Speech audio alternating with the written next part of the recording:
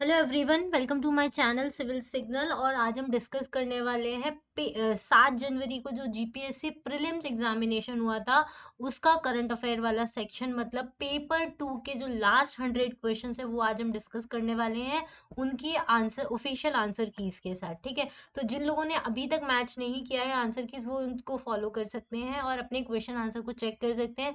और जो नए आने वाले जीपीएससी की तैयारी करें उनके लिए भी ये वीडियो बहुत बेनिफिशियल होने वाला है, क्योंकि इससे उनको पता चलेगा कि करंट अफेयर के क्वेश्चन किस लेवल के जीपीएससी एग्जाम में पूछे जाते हैं। ठीक है, तो ये सारी चीजें हैं। इसके पहले के पेपर 1 के और ज्योग्राफी और इकोनॉमी के क्वेश्चन वाले वीडियोस ऑलरेडी मैं अपलोड कर चुकी हूँ। ये करंट अफेयर्स वाला वीडियो है जिसमें हम साइंस एंड टेक के 50 क्वेश्चन और करंट अफेयर्स के 50 क्वेश्चन मिला के टोटल 100 क्वेश्चन जो है वो आज डिस्कस करने वाले हैं। ओके, चलिए स्टार्ट करते हैं।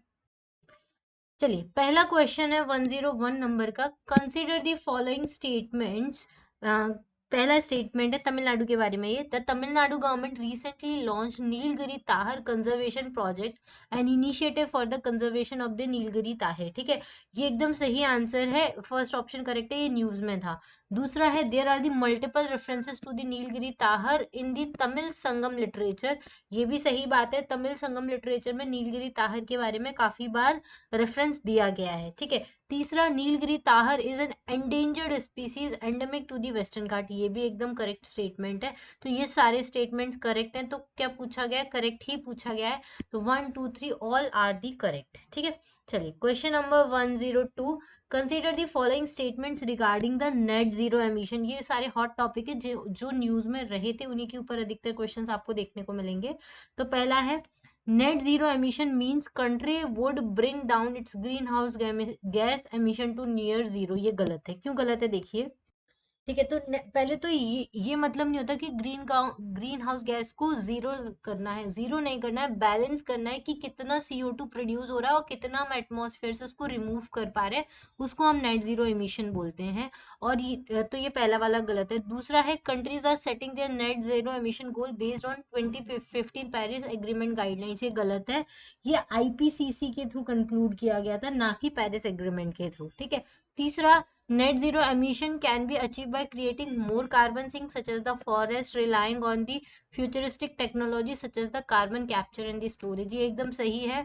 जितना कार्बन सिंक मतलब कि एटमॉस्फेयर से कार्बन डाइऑक्साइड को रिमूव करना, तो ये चीज एकदम सही है। थर्ड वाला ऑप्शन करेक्ट है। अब क्या पूछा है? करेक्ट स्टेटमेंट पूछा है, तो थर्ड ओनली जो है वो करेक्ट आंसर होगा। ठीक है, question number 103। The term brute force acquisition is related to. ठीक है, तो ये किससे रिलेटेड थी? तो मोबाइल डिवाइस फोरेंसिक से ये रिलेटेड है। ब्रूट फोर्स एक्विजिशन, ये भी न्यूज थी, साइंस का क्वेश्चन है। Clear. Question number 104। Consider the following statement regarding the polar satellite launch vehicle, मतलब PSLV and Jio synchronous satellite launch vehicle GSLV। PSLV और GSLV के बारे में बोला है। तो पहला है GSLV was developed to launch low earth orbit satellite into the polar and sun synchronous orbit. ये गलत है। क्यों? ठीक है, तो GSLV जो होता है वो जियो सिंक्रोनस ऑर्बिट में लॉन्च करने के लिए बनाई गई है, और PSLV जो है वो लो अर्थ ऑर्बिट में और सन सिंक्रोनस ऑर्बिट में लॉन्च करने के लिए बनाई गई है। तो ये दोनों एकदम अपोजिट में प्रिंट किए गए हैं, तो दोनों ही स्टेटमेंट गलत है। अब पूछा क्या करेक्ट कौन सा है? तो ना ही 1 ना ही 2, दोनों ही करेक्ट नहीं है। Question number 105। With respect to various computing environment and their application, which of the following pairs are correctly matched? कौन कौन से पेयर्स जो है वो करेक्टली मैच्ड हैं? तो पहला है क्लाउड कंप्यूटिंग। क्या करता है? Building data sets for AI based application. सही है। एज कंप्यूटिंग क्या करता है? म्यूनिसिपल सॉलिड वेस्ट मैनेजमेंट करता है। ये भी सही है। फॉग कंप्यूटिंग क्या करता है? ऑटोनोमस व्हीकल्स के लिए होता है। तो करेक्ट स्टेटमेंट पूछा, करेक्ट आंसर पूछा है, तो तीनों ही करेक्ट है, तो D option is the correct answer. ठीक है, question number 106। Consider the following statement regarding the nitrous oxide के बारे में क्वेश्चन है। तो nitrous oxide being a short lived greenhouse gas, it substantially contribute to the global warming. ठीक है, ये ग्लोबल वार्मिंग में कंट्रीब्यूट करती है, तो ये एकदम गलत है। नाइट्रस ऑक्साइड जो होती है वो ग्लोबल वार्मिंग में कंट्रीब्यूट नहीं करती। ये क्या करती है मैं बताती हूँ। देखो, ये short lived greenhouse gas नहीं है। नाइट्रस ऑक्साइड को ना लाफिंग गैस भी बोलते हैं, और ये क्लाइमेट चेंज में कंट्रीब्यूट करती है, और ये मेनली एग्रीकल्चर से प्रोड्यूस होती है। ठीक है, तो आई डोंट, मुझे थोड़ा कंफ्यूजन है इस टॉपिक में, क्योंकि मेरे हिसाब से ये ग्लोबल वार्मिंग में कंट्रीब्यूट करती है। दूसरा, तो when it reaches the stratosphere it reacts with the ozone and depletes it with an impact comparable to that of CFC. ये भी सही है। ये जो है अगर स्ट्रेटोस्फीयर में पहुंच जाए तो ओजोन को डिप्लीट कर सकती है। तो क्या पूछा, करेक्ट स्टेटमेंट पूछा। मेरे हिसाब से दोनों करेक्ट है, लेकिन इसमें टू ओनली दिया है, ये एक बार आपको चेकआउट करना पड़ेगा। क्वेश्चन नंबर 107, परम प्रवेगा इज आ, परम प्रवेगा एक क्या है, एक सुपर कंप्यूटर है, ठीक है। Question number 108, software that enables a user to obtain the secret information about another computer's activity, ठीक है। ऐसा सॉफ्टवेयर जो इनेबल करता है यूजर को कि वो सीक्रेट इंफॉर्मेशन ले सकता है दूसरे कंप्यूटर की एक्टिविटी के थ्रू, तो उसको हम बोलते हैं स्पाईवेयर, ठीक है। स्पाई होते हैं ना, वो स्पाईवेयर होता है। Question number 109, consider the following statement regarding the nano technology. ये साइंस एंड टेक के क्वेश्चन है सारे। Nano technology is the understanding and control of the matter at the nano scale, ठीक है, at dimension between approximately 1 and 1000 nanometers, ये गलत है, ठीक है। दूसरा, stained glass windows are an example of how nano technology was use in the pre modern era, ये एकदम सही है, उसमें नैनो टेक्नोलॉजी यूज होती थी। तीसरा है, nano structured materials can have different magnetic properties compare to the other forms और sizes of the same material, ये भी एकदम सही है। क्या पूछा इन्होंने, करेक्ट स्टेटमेंट पूछा है, तो सेकंड और थर्ड जो है वो करेक्ट है, ठीक है। Question number 110, which of the following are the application of the earth observation satellite. Earth observation satellite की क्या क्या एप्लीकेशन हो सकती हैं, तो अर्बन प्लानिंग में सही है, मिनरल प्रोस्पेक्टिंग में सही है, ओशियन रिसोर्स मैनेजमेंट में ये भी सही है, डिजास्टर मैनेजमेंट में ये भी सही है। करेक्ट आंसर पूछा है तो चारों ही ऑप्शन जो है वो करेक्ट है। अर्थ ऑब्जर्वेशन मतलब अर्थ को ऑब्जर्व कर सकते हैं, अर्बन प्लानिंग के लिए, मिनरल देखने के लिए, ओशियन रिसोर्स को मैनेज करने के लिए, तो चारों ही ऑप्शन जो है वो करेक्ट है। Question number 111, consider the following statement regarding the Indian space programme, ठीक है। इंडियन स्पेस प्रोग्राम में कौन से स्टेटमेंट है, ठीक है। पहला है, Aryabhata was the first Indian satellite and it carried scientific experiments to investigate X ray astronomy and the solar neutrons, ठीक है। तो ये इंडियन स्पेस प्रोग्राम से रिलेटेड क्वेश्चन है, और बोला है आर्यभट्ट जो है वो पहला इंडियन सैटेलाइट था जो साइंटिफिक एक्सपेरिमेंट के लिए गया था, जिसने इन्वेस्टिगेट किया था X ray astronomy and the solar neutrons, तो ये एकदम सही है। दूसरा, मार्स ऑर्बिटर मिशन जो है वो इसरो का पहला इंटरप्लेनेटरी मिशन था, ये भी एकदम सही है। तीसरा, आदित्य L1 मिशन जो है, जो स्पेस क्राफ्ट है, escaped sphere of the earth influence on its way to the sun earth Lagrange point L1, ठीक है। L1 पॉइंट की स्टडी करने जा रहा है, ये भी एकदम सही है, काफी न्यूज में रहता है, तो तीनों ही स्टेटमेंट करेक्ट है। अब पूछा क्या है, करेक्ट पूछा है, तो डी ऑप्शन जो है वो करेक्ट आंसर होगा, ठीक है। Question number 112, consider the following statement. पहला स्टेटमेंट है, the ministry of environment forest and climate change formulated policy on managing waste that result from the used solar panels, ठीक है। तो मिनिस्ट्री ऑफ एनवायरमेंट वो waste management के लिए solar panels का use करें, तो एकदम सही है। दूसरा, generally the solar panels have an estimated life of 100 years, ये एकदम गलत है, ठीक है। तो करेक्ट स्टेटमेंट पूछा है, फर्स्ट ओनली जो है करेक्ट है। अब 100 years नहीं होती तो कितनी ईयर्स होती है, मैं आपको बताती हूँ। जनरली 25 से 30 साल तक की उसकी लाइफ होती है, 100 साल तक की उसकी लाइफ नहीं होती है, इसलिए सेकेंड वाला स्टेटमेंट जो है वो गलत है। Question number 113, the most common chemical use for the cloud seedings are. Cloud seeding के लिए मोस्ट कॉमन केमिकल कौन सा यूज किया जाता है, तो सिल्वर आयोडाइड यूज किया जाता है, पोटेशियम आयोडाइड यूज किया जाता है, ड्राई आइस यूज किया जाता है, सोडियम क्लोराइड मतलब NaCl सॉल्ट का यूज नहीं किया जाता। तो करेक्ट स्टेटमेंट कौन सा है, तीनों ही करेक्ट है, फर्स्ट सेकेंड और थर्ड, ठीक है। Question number 114, which of the following are the main contributor of the e-waste in the world। e-waste का मेन कंट्रीब्यूटर कौन सा है, तो पहला है refrigerator, freezers, washing machine and dish washer, ये ई वेस्ट जनरेट करते हैं, तो ये सही है। दूसरा, small house hold appliances, toaster, coffee makers और आयरन, ईयर डायर्स, ये भी ई वेस्ट जनरेट करते हैं, ठीक है। फिर तीसरा, personal computer, telephone, mobile phones, laptop, ये तो सबसे बड़े ई वेस्ट जनरेटर हैं। चौथा, gas cylinder, chimneys and home appliances, ये नहीं करते ई वेस्ट, तो कौन सा करेक्ट है, ओनली 1 2 3 जो है वो करेक्ट ऑप्शन है, ठीक है। Question number 115, consider the following statement regarding the community reserve, ठीक है। कम्युनिटी रिजर्व की बात की गई है, तो पहला स्टेटमेंट है, community reserve are established under the environment protection act 1986, ये गलत है, देखो क्यों गलत है। क्योंकि ये वाइल्ड लाइफ प्रोटेक्शन एक्ट 2002 के अंदर में स्टैब्लिश किया गया था, ना कि एनवायरमेंट प्रोटेक्शन एक्ट के अंदर में, ठीक है। तो पहला वाला स्टेटमेंट तो गलत हो गया। दूसरा, any statement any state government can declare community owned forest area as a community reserve if locals are willing to participate in the conservation efforts for the same, ये एकदम सही है।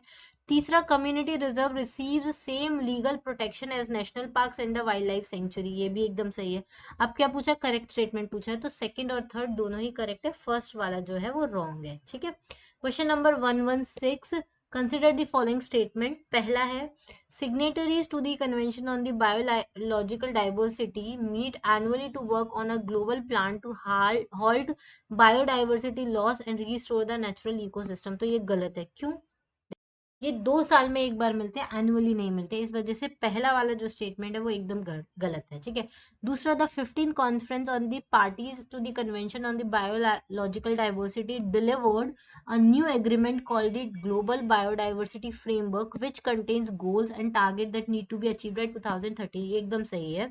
Convention on biological diversity was the outcome of 1992 Rio earth summit, ये भी एकदम सही है। अब क्या पूछा है, करेक्ट स्टेटमेंट पूछा है, तो सेकंड और थर्ड दोनों ही करेक्ट हैं, ठीक है। Question number 117, consider the following statement. Fortification is the practice of deliberately increasing the content of an essential micronutrient that is vitamin and the minerals in the food, ठीक है। Fortification एक practice होती है जिसमें essential micronutrients को increase किया जाता है, ठीक है, तो ये एकदम सही है। दूसरा, bio fortification aims to increase nutrient levels in the food crops mainly through the manual means during the processing of the crops, ये गलत है, ठीक है। बायो फोर्टिफिकेशन अलग चीज होती है। बायो फोर्टिफिकेशन राइस का, बीन्स का, स्वीट पोटैटो, लेग्यूम्स का, इन सब का पॉसिबल है, तो ये भी एकदम करेक्ट है, ठीक है। तो बी ऑप्शन जो है वो इसका करेक्ट आंसर है, ठीक है। Question number 118, consider the following statement regarding the S-400 air defence system, ठीक है। ये काफी न्यूज में था। It is a long range surface to air missile system, ये एकदम सही है। दूसरा, S-400 can engage including aircraft, unmanned aerial vehicle, cruise missile and the ballistic missiles, ठीक है, तो ये भी एकदम सही है। India became the first country to receive S-400 missile from the Russia, ये एकदम गलत है, इंडिया पहली कंट्री नहीं है। तो करेक्ट आंसर क्या है, फर्स्ट और सेकंड करेक्ट है, थर्ड वाला जो है वो रॉन्ग है। Question number 119, consider the following statement. The ocean warming increases the, अच्छा आप ये देख रहे हैं साइंस एंड टेक के जो क्वेश्चन है अधिकतर वो सारे के सारे करंट अफेयर्स में है। मैंने ये चीज पहले भी बहुत सारे वीडियोस में बोली है कि साइंस एंड टेक के अधिकतर जो क्वेश्चंस है वो आपको करंट अफेयर्स से ही मिलेंगे। तो करंट अफेयर्स जब आप प्रिपेयर करते हैं तो उसी में आपका साइंस एंड टेक वाला जो पार्ट होता है वो कवर हो जाता है, ठीक है। तो आप अगर इस पेपर को एनालाइज कर रहे होंगे तो जो जीपीएससी 2024 की तैयारी कर रहे हैं या इनको जीपीएससी प्रीलिम्स 2024 देना है, उनको अब ये बात समझ में आ जानी चाहिए कि साइंस एंड टेक जो है उसको आपको अलग से तैयारी करने की जरूरत नहीं है, वो करंट अफेयर्स का पार्ट है। करंट अफेयर्स में साइंस एंड टेक से रिलेटेड जो चल रहा है वो ही आपको एग्जाम में देखने को मिलेगा, ठीक है। अच्छा, और अगर आपको इसका क्रैश कोर्स ज्वाइन करना है जीपीएससी का, अगर आप 2024 के लिए तैयारी कर रहे हैं, क्रैश कोर्स नहीं है, वो पूरा का पूरा कोर्स है जिसमें हमने प्रीलिम्स प्लस मेंस दोनों का सिलेबस कंप्लीट किया हुआ है, प्लस उसमें सारे करंट अफेयर्स भी आएंगे। तो अगर आपको ज्वाइन करना है तो आप अभी भी ज्वाइन कर सकते हैं उसको, 31 जनवरी तक आपको स्पेशल ऑफर मिलेगा। वो कोर्स आपको सिर्फ और सिर्फ 1499 रुपीज का मिलेगा विथ लाइफ टाइम वैलिडिटी के साथ, मतलब आप उसको जब तक एग्जाम देंगे तब तक यूज कर सकते हैं, और उसमें आपको फ्री पीडीएफ मटेरियल भी मिलेगा, ठीक है। कि आपको इसके लिए कुछ नहीं करना है, सिविल सिग्नल एप्लीकेशन डाउनलोड करनी है प्ले स्टोर पे, वहां पे जीपीएससी कोर्स आ रहा है, वो आप जाके डाउनलोड कर सकते हैं और उससे आपका काफी ज्यादा बेनिफिट आपको मिलने वाला है। कोई भी क्वेरी होती है तो नीचे स्क्रीन पे मेरा नंबर फ्लैश करा है, आप वहां पे डायरेक्टली कॉल कर सकते हैं, क्लियर। चलिए स्टार्ट करते हैं क्वेश्चन नंबर 19 से। The ocean warming increases the frequency of the tropical cyclone winds and the rainfall, तो ये एकदम सही है, ओशन वार्मिंग की वजह से ट्रॉपिकल साइक्लोन्स की फ्रीक्वेंसी बढ़ती है। दूसरा, the productivity of the oceans increases when the carbon emission from the atmosphere are sunk by 8, ये गलत है, ठीक है। तो कौन सा स्टेटमेंट करेक्ट है, तो पहला वाला स्टेटमेंट गलत है, दूसरा वाला पहला वाला सही है, दूसरा वाला गलत है। Question number 120, phytorid technology is related to, phytorid किससे रिलेटेड है, तो ये वेस्ट वाटर ट्रीटमेंट प्लांट से रिलेटेड है, ठीक है, ये भी न्यूज में थी। क्वेश्चन नंबर 121, साइबर सिक्योरिटी से रिलेटेड स्टेटमेंट्स दिए। पहला, trojan horse are use to create backdoor so that the hacker can have access to the secure network, एकदम सही है। दूसरा, unlike viruses computer worms are malicious programme that copy themselves from system to system rather than infiltrating legitimate files, ठीक है, ये एकदम सही है, कॉपी करते हैं एक दूसरे को। तो करेक्ट स्टेटमेंट कौन सा है, तो 1 और 2 दोनों ही करेक्ट है, ठीक है। Question number 122, consider the following statement regarding the urban heat island, ठीक है। अर्बन हीट आइलैंड से के बारे में पूछा है। तो पहला है, अर्बन हीट आइलैंड जो है वो experienced when certain areas within a city experience higher heat load than surrounding areas on the same day. Urban heat island जो है वो एक्सपीरियंस करते हैं higher heat load than surrounding area on the same day, ये एकदम सही है क्योंकि वहां पे बिल्डिंग ज्यादा होती है तो हीट कैप्चरिंग ज्यादा हो जाती है। दूसरा, it is a local and temporary phenomena, एकदम सही है। तीसरा, construction of high rise buildings rather than two storey buildings help in reducing the urban heat island, ये गलत है। हाई राइज बिल्डिंग्स तो और ज्यादा हीट क्रिएट करती हैं, जहाँ पे भी हाई राइज बिल्डिंग होगी वो और ज्यादा हीट को कैप्चर करती हैं, जिसकी वजह से हीट रेडिएट ही नहीं हो पाती है। तो इस वजह से अर्बन सिटीज में बहुत ज्यादा हीट का प्रॉब्लम आ रहा है। तो कौन सा स्टेटमेंट करेक्ट है, फर्स्ट और सेकंड वाला स्टेटमेंट जो करेक्ट है। Question number 123, consider the following statement. INS Virat in India first indigenous aircraft carrier, IAC-1 सही है। अग्नि P is a canisterized missile that has a range of up to 2000 kilometre, ये भी सही है। तीसरा, canisterization of the missiles reduces the time required to launch the missile while improving the storage and ease of handling, कौन सा statement correct है, तो D वाला ऑप्शन, तीनों ही स्टेटमेंट जो है वो करेक्ट है। Question number 124, consider the following statement regarding the India innovation index 2022।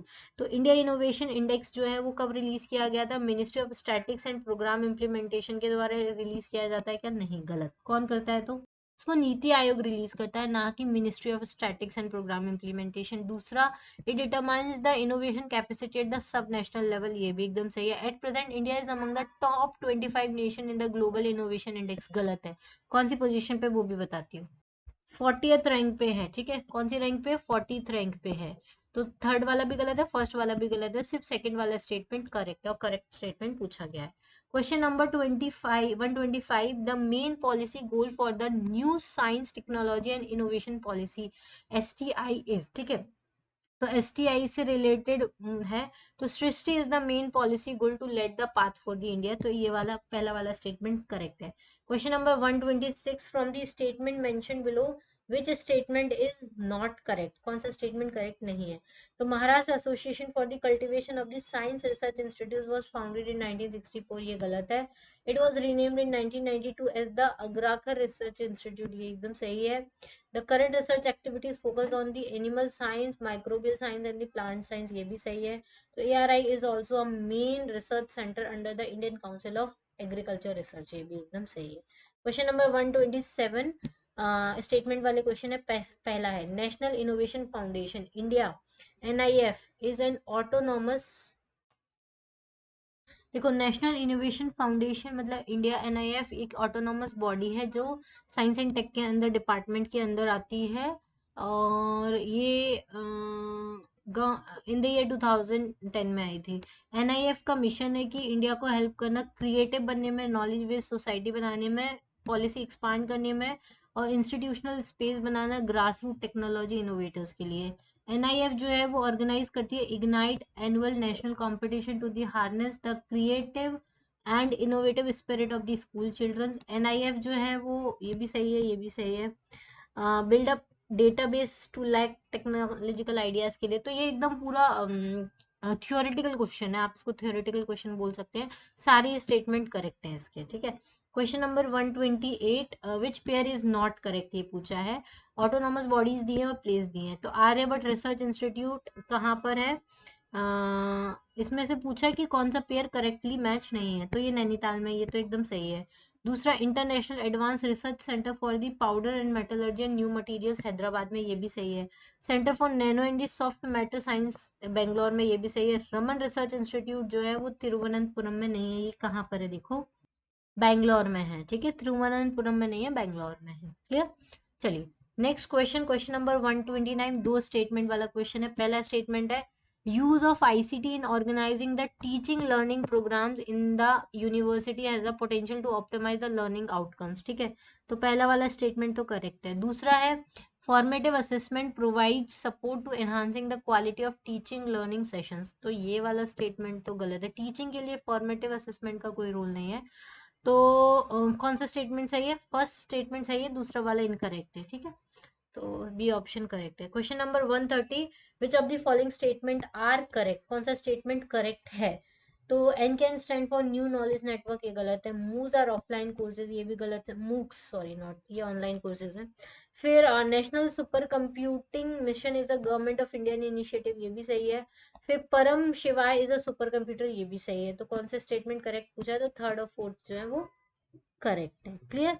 Question number 131, e governance step by government of Gujarat. ठीक है, ई गवर्नेंस जो है वो स्टेप्स होती है बाय गवर्नमेंट ऑफ गुजरात के द्वारा। गवर्नमेंट हैज प्रोवाइडेड, ये भी एक पूरा थियोरेटिकल क्वेश्चन है। इस टाइप के क्वेश्चन आप पढ़ लीजिए। और वैसे इसका करेक्ट स्टेटमेंट डी नंबर वाला है, 1, 2 एंड 3। ठीक है, इसमें क्वेश्चन नंबर 133 एक और थियोरेटिकल क्वेश्चन है।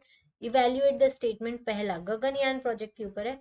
Gaganyaan project envisages the demonstration of human space flight capability by launching crew of 3 member to an orbit of 400 kilometre for a 3 day mission, ये एकदम सही है। 3 मेंबर्स की और 400 किलोमीटर, 3 दिन का मिशन रहेगा। तो पहला स्टेटमेंट तो सही है। दूसरा है NASA ISRO SAR Nisar is a low earth orbit observatory being jointly developed by NASA and ISRO, ये भी एकदम सही है। will map the entire globe in 12 days and provide specially and temporarily consistent data for understanding changes in the earth's ecosystem, ice mass, vegetation, biomass, sea level rise, groundwater and natural hazards, ये भी एकदम सही है। अब क्या पूछा? Correct statement पूछा है, तो सी वाला करेक्ट है। दोनों ही स्टेटमेंट जो है वो करेक्ट है। Question number 134, evaluate the below mentioned statement. तो पहला है in line with the PM's announcement, COP26, Ministry of New and Renewable Energy is working towards achieving 500 gigawatt of installed electricity capacity from non-fossil sources by 2030। ठीक है, तो ये एकदम सही है। दूसरा, India stand second globally in the renewable energy installed capacity, second in the wind power and 24th in the solar power capacity, ये गलत है। सेकंड नहीं है रिन्यूएबल एनर्जी में, तो पहला ही स्टेटमेंट जो है वो करेक्ट है। Question number 135. Solarization of Sun Temple and town of Modhera, Gujarat on 9th October. Prime Minister dedicated to the nation. India's first battery storage and the solar power based Suryagram Modhera. ठीक है, तो ये एकदम सही है। दूसरा, national bio energy programme was launch on 2 November 2000, बहुत ज्यादा एकदम फैक्चुअल क्वेश्चन आया है। तीसरा, वायु Mitra and Jal Mitra skill development program under human resource development scheme launch in 2022, ये भी सही है। पीएम कुसुम स्कीम जो है प्रधानमंत्री किसान ऊर्जा सुरक्षा evam Utthan Mahabhiyan, provide energy and water security, dieselise the farm sector and also generate additional income for the farmers by producing solar power, तो ये भी एकदम सही है। तो सारे स्टेटमेंट जो है वो इसके करेक्ट है। Question number 136, trapped heat inside the earth is known as the geothermal energy. ठीक है, जो अर्थ के अंदर ट्रैप्ड हीट उसको हम जियोथर्मल एनर्जी बोलते हैं।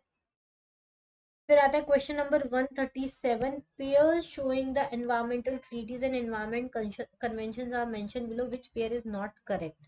ठीक है, ये कन्वेंशन दिए हैं, तो कौन सा कन्वेंशन सही नहीं है? पहला तो Ramsar convention, called the convention on the wetland, सही है, 1971 में आया था, फोर्स में 1975 में, सही है। दूसरा, convention on the biological diversity, तो कंजर्वेशन करना था, 1992 में आया था, फोर्स में 1993 में आएगा, तो सही है। वियना कन्वेंशन, ये ओजोन लेयर के ऊपर था, 1985 में आया था, फोर्स में 1988 में आया था। ठीक है, फिर डी वाला रोटरडम कन्वेंशन, ये इंटरनेशनल एनवायरनमेंट प्रोटोकॉल और access the genetic resource and fair and equitable sharing of benefit, तो ये वाला देखो गलत है। कैसे गलत है मैं बताती हूँ। रोटरडैम कन्वेंशन जो था वो इसलिए आया था, मतलब कंट्रीज को डिसीजन मेकिंग के लिए हेल्प करने के लिए, जो ट्रेड करती है ना हैजार्डस केमिकल में, उन सब के लिए इंटरनेशनल ट्रीटी डिजाइन की थी। तो ये वाला स्टेटमेंट एकदम गलत है, तो डी वाला ऑप्शन जो है वो करेक्ट है। Question number 138, question number 138, India's domestic legal framework for wild life conservation constitution provision for wild life. पहला है 42nd अमेंडमेंट एक्ट जो था, 1976, the forest and protection of wildlife, animals and word was transferred from the state to the concurrent list. ये एकदम सही है.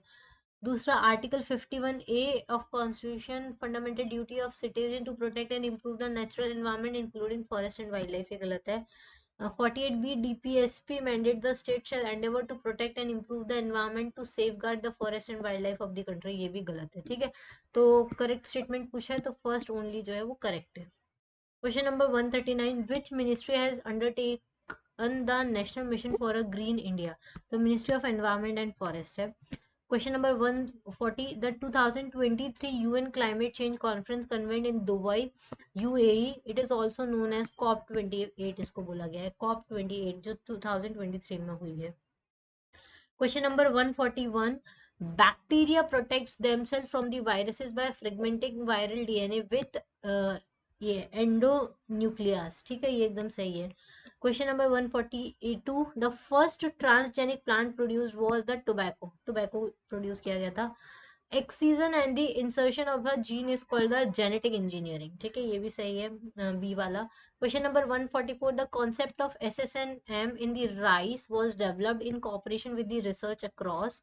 ठीक है, तो कौन सा है वो, एशिया. ठीक है. Question number 145. The word nano came from. तो वर्ड नैनो कहाँ से आता है, तो ग्रीक वर्ड है. ठीक है, ग्रीक वर्ड है. वर्ड नैनो जो है वो कहाँ से आता है, तो ये ग्रीक वर्ड है.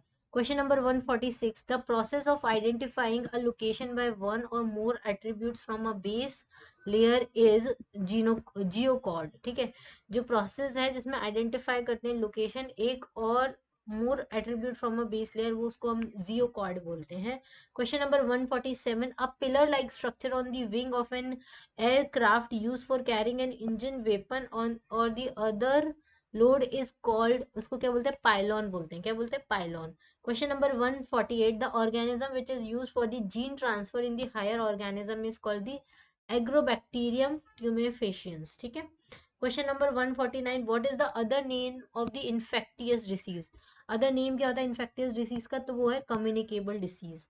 Question number 150. The current rate of the disease are increasing at alarming speed and most are closely linked with. ठीक है, जो current rate है डिसीज का वो इंक्रीज हो रहा है अलार्मिंग स्पीड से, और वो मेनली किसके साथ लिंक्ड है, तो वो है कार्किनोजेंस के साथ लिंक्ड है. ठीक है, तो ये टोटल 50 क्वेश्चन हो चुके हैं साइंस एंड टेक के ऊपर, और इन 50 क्वेश्चन से आपको ये समझ में आया होगा कि जो साइंस एंड टेक के अधिकतर क्वेश्चन है 50 में से अराउंड 40 क्वेश्चन जो है वो पूरे के पूरे करंट अफेयर बेस्ड है.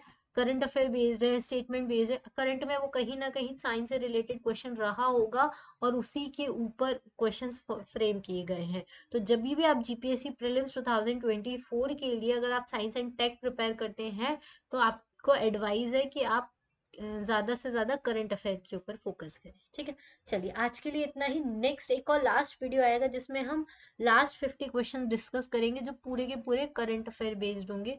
तो उसी के साथ हमारा ये जो पेपर डिस्कशन है टॉपिक वाइज वो कंप्लीट हो जाएगा. तो आज के लिए इतना ही. अगर आपको कोर्स के बारे में और कोई भी डिटेल चाहिए तो आप कांटेक्ट कर सकते हैं. स्क्रीन पे नंबर आपको शो कर रहा होगा. 31 जनवरी तक आपको ऑफर है, आप यूज कर सकते हैं कोड मैं आपको एक बार और बता देती हूँ, न्यू 2024 आप यूज कर सकते हैं. इससे आपको ये जो कोर्स है वो सिर्फ और सिर्फ 1499 रुपीज में मिल जाएगा विथ लाइफ टाइम एक्सेस. ठीक है, चलिए आज के लिए इतना ही. Thank you, thanks for watching, have a nice day.